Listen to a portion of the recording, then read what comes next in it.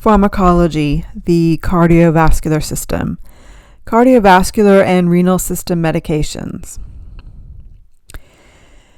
If you have not already done so, to truly understand the mechanisms of action of various cardiovascular and renal system medications and their potential adverse effects, it is vital to have a solid understanding of the anatomy and physiology underlying the cardiovascular system.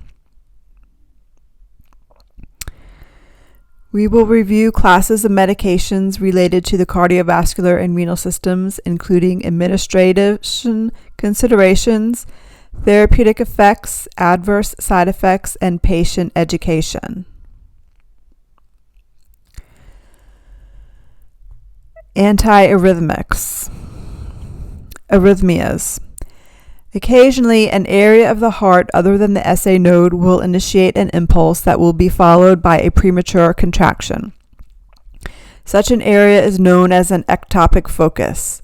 An ectopic focus may be stimulated by localized ischemia, exposure to certain drugs, elevated stimulation by both sympathetic or parasympathetic divisions of the autonomic nervous system, or several diseases or pathological conditions. Occasional occurrences are generally transitory and non-life-threatening, but if the condition becomes chronic, it may lead to either an arrhythmia, a deviation from the normal pattern of impulse conduction and contraction, or to fibrillation, an uncoordinated beating of the heart.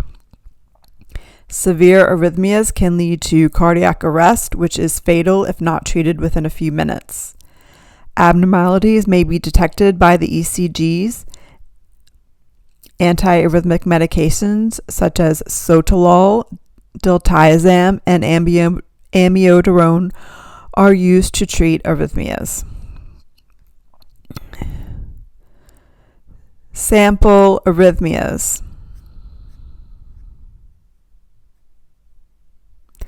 In a second degree or partial block, one half of the P waves are not followed by the QRS complex and T waves, while the other half are.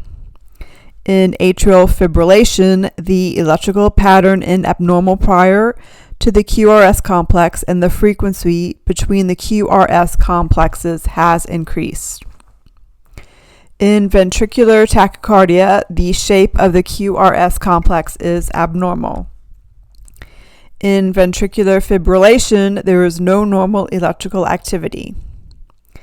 In a third degree block, there is no correlation between atrial activity, the P wave, and ventricular activity, the QRS complex. Components of the cardiac conduction system. Normal cardiac rhythm is established by the sinoatrial or SA node. The SA node has the highest rate of depolarization and is known as the pacemaker of the heart. It initiates the sinus rhythm or normal electrical pattern, followed by contraction of the heart. The SA node initiates the action potential, which sweeps across the atria through the AV node to the bundle branches and Purkinje fibers, and then spreads to the contractile fibers of the ventricle to stimulate the contraction of the ventricle. Cardiac conductive cells. Sodium, potassium, and calcium ions play critical roles in cardiac conducting cells in the conduction system of the heart. Unlike skeletal muscles and neurons, cardiac conductive cells do not have a stable resting potential. Conductive cells contain a series of sodium ion channels that allow influx of sodium ions that cause the membrane potential to rise slowly and eventually cause spontaneous depolarization. At this point, calcium ion channels open and calcium enters the cell, further depolarizing it. As the calcium ion channels then close, the potassium channels open, resulting in repolarization. When the membrane potential reaches approximately negative 60 millivolts, the potassium channels close and sodium channels open. and the prepotential phase begins again. This phenomenon explains the autorhythmicity properties of cardiac muscle. Calcium ions play two critical roles in the physiology of cardiac muscle.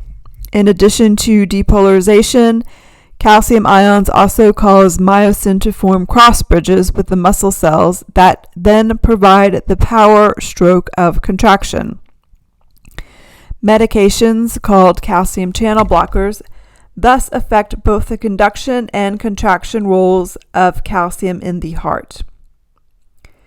The autorhythmicity inherent in cardiac cells keeps the heart beating at a regular pace.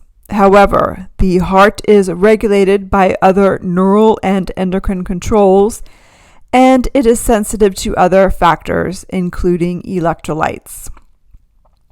These factors are further discussed in the homeostatic section below. The ECG. Surface electrodes placed on specific anatomical sites on the body can record the heart's electrical signals.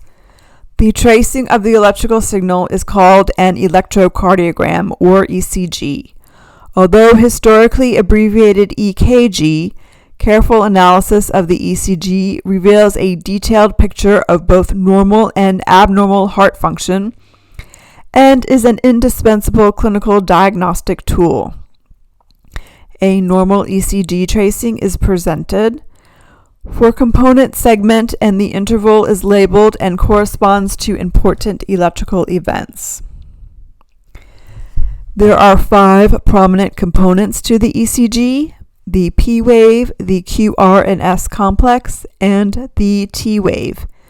The small P wave represents the depolarization of the atria.